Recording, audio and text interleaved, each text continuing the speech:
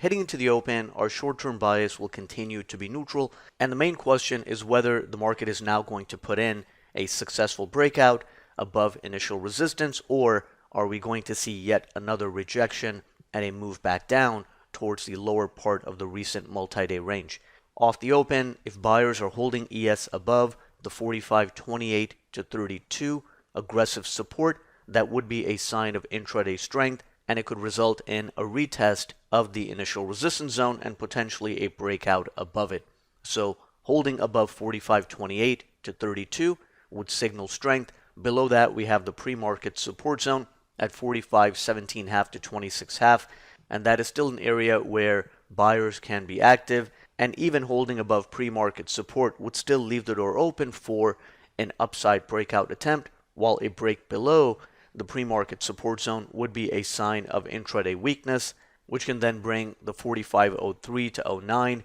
initial support into play. Now, in order for the bearish scenario to come into play, we would first need to see a breakdown below pre-market support. If ES is holding the upper part of yesterday's range and holding above the pre-market support zone, and especially above the aggressive support zone, then the overnight strength would still remain in play.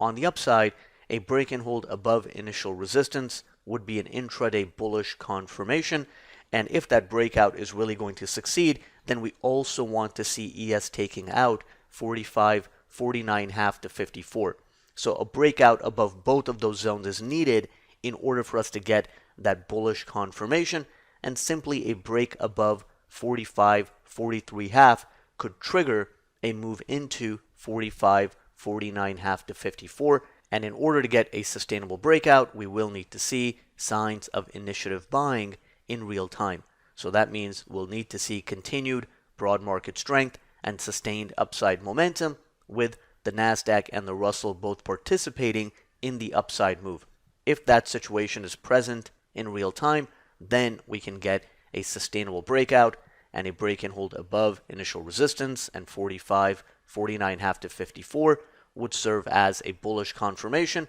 and that can then open the door for a test of 45.63.5 to 71 and potentially 45.76.75 to 81.25, and by that point in time, the market would begin exhausting the range potential of the day, and there would be a higher probability of responsive sellers starting to step back into the market.